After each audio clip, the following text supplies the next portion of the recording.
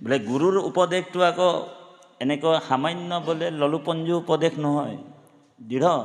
কাৰণ আশ্ৰৰ্য দেৱ ভৱ, বোলে আশ্ৰৰ্য কোন? সেইজন বোলে ভগৱান।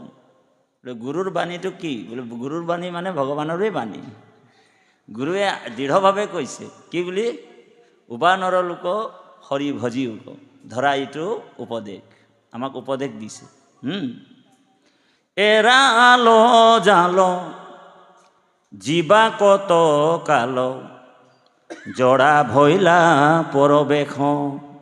জৰা ভৈলা মানে এই সংসাৰ গতিশীল বুলি কৈছে। এই সংসাৰখন গতিশীল।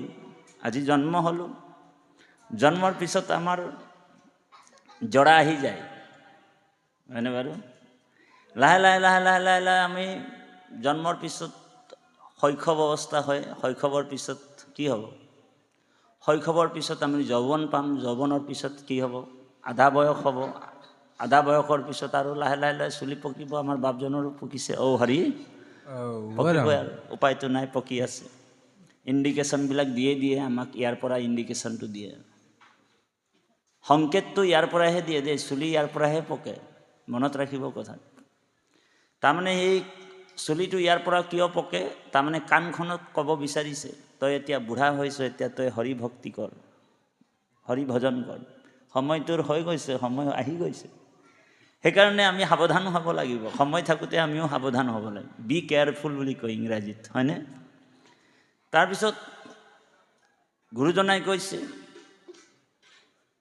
এৰাল জাল জীৱা কত কাল, জৰা ভৈলা পৰবেশ। অন্য দেৱী দেৱ দিলে বান্ধি, আপোনাক বান্ধিছে, মোক বান্ধিছে, চবকে বান্ধিছে এই শব্দটোতে দেই গুৰুজনাই। এই শ্লোকটো কিন্তু ভাগৱতৰ মূল সংস্কৃত ভাগৱতৰ শ্লোক নহয়। মহাপুৰুষ জগতগুৰু শ্ৰীমন্ত শংকৰদেৱে কৃষ্ণ ভক্তি মাহাত্ম্য প্ৰকাশৰ কাৰণে এই ভাগৱতত এইটো নিৰূপণ কৰিছে পদবন্ধে দেই। গুৰুজনাই পদ্মপুৰাণৰ উত্তৰখণ্ডৰ পৰা আনিছে এই শ্লোকটো।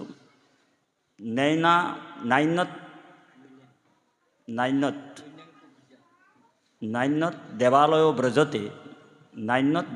ব্ৰজতে ন উচিষ্ট ভুঞ্জিত, বোলে না প্ৰসাদ খাবি, না উচিষ্ট ভুঞ্জিত, নাইনত নিৰীক্ষণম, বোলে না বোলে তুমি সেই অন্য দেৱ দেৱী পূজা হোৱা স্থানলৈ যাব নোৱাৰিবা দেই।